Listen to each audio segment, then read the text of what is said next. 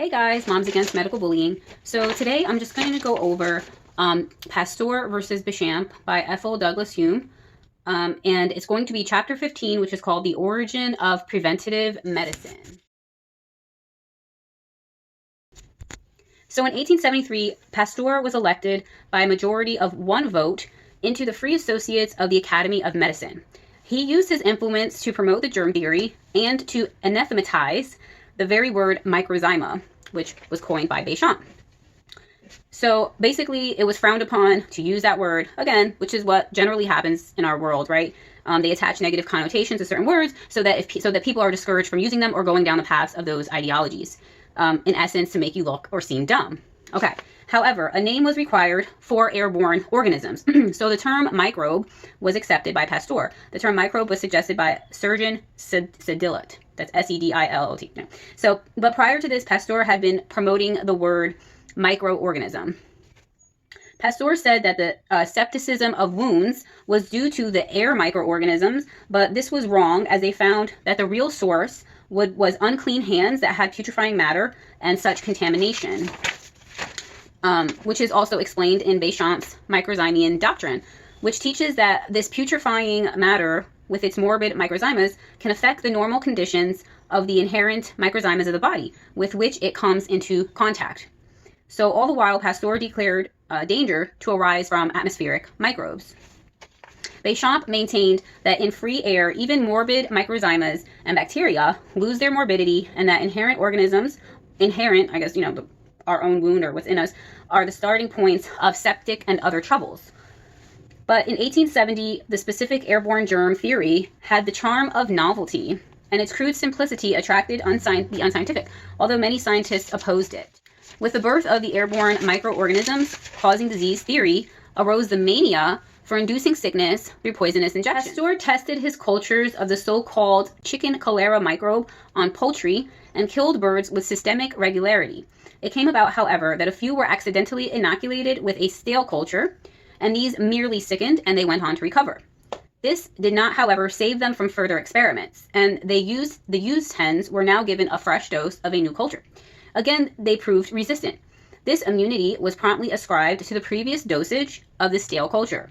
Pasteur then started to inject attenuated doses into hens and claimed that this protected them from death when afterwards inoculated with fresh B word.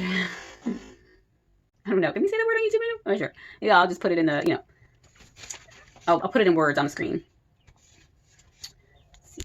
This chicken cholera accident of stale culture was made the foundation stone for the whole system of inoculation. Pasteur accepted the idea of inoculation without personal investigation. Vaccination was becoming controversial. In 1863, Ricord, a famous French physician, was already delivering a warning against transmission of syphilis by the practice. When Dr. Charles Creighton was asked to write an article about inoculation in the Encyclopedia Britannica, he concluded that it was a grotesque superstition. The whole theory is rooted in a belief in the immunity conferred by a non-fatal attack of a disease. The idea arises from the habit of regarding a disease as an entity, a definite thing, instead of a disordered condition due to complex causes. The germ theory of disease, in particular, being the unconscious offspring of the ancient Eastern faith in specific demons, each possessed of his own special weapon of malignity.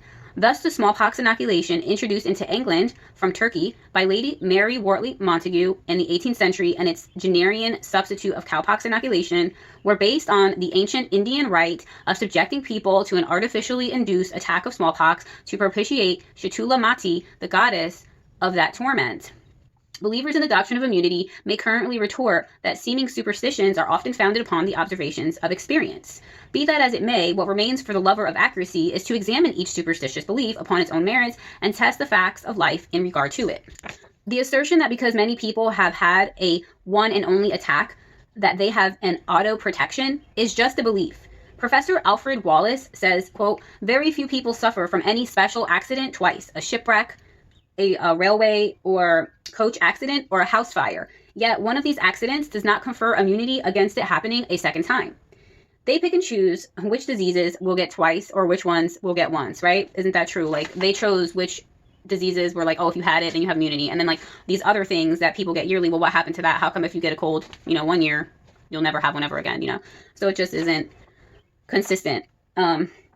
Using statistical data available to him at the time, Professor Adolf Vogt supplied a mathematical demonstration that a person who had undergone smallpox once was 63% more liable to suffer from it again in a subsequent epidemic than a person who has never had the disease. Therefore, if diseases reoccur, then immunity is thrown out, especially immunity through inoculation. Certainly, if no, I'm going to quote from her, she says, certainly if no autoprophylaxis is induced by natural disorders, no claim can be made for artificially provoked disturbances.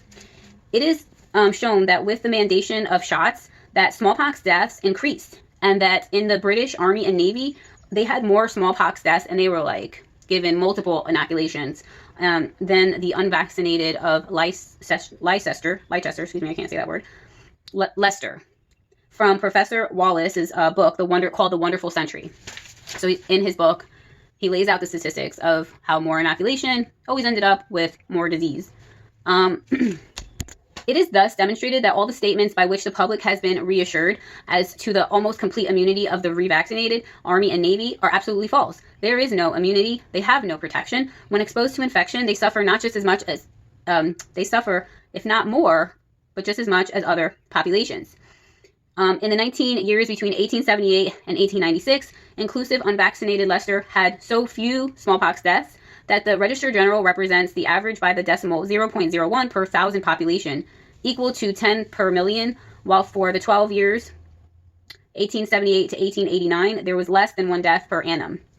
Here we have real immunity, real protection, and it is obtained by attending to sanitation and isolation, coupled with the almost total neglect of inoculation. Neither the Army nor Navy can show such results as this. And that is a quote from Professor Wallace's book. Similarly, the experience of Germany and Japan, with much vaccination, there's also much smallpox, while the Philippine Islands provide us with the most striking example on record. So before 1905, before the systematic general vaccination in Philippines, there was case mortality about 10%. And then as inoculations increased, so did their average mortality. Going more into detail in an earlier issue, December 10th, 1921, the Masonic Observer writes, the highest percentage of mortality, 65.3%, was in Manila, the most thoroughly vaccinated place in the Philippines. The lowest percentage of mortality, 11.4%, was in Mindanao, where, owing to religious beliefs of the inhabitants, vaccination had not been practiced as much as in other places. In other parts of the islands. So, she ends this chapter by saying, so the facts pronounced firmly against Jenner and Pasteur, yet basing his theories upon a practice already discredited by those who had given it close and impartial scientific study, Pasteur proceeded to inaugurate a system of preventative medicine focused on what he proclaimed to be the ravages of airborne microbes. The attenuated doses, which according to his theory were to prevent natural diseases, did do honor to Edward Jenner by being called vaccines. All right, everyone, take care.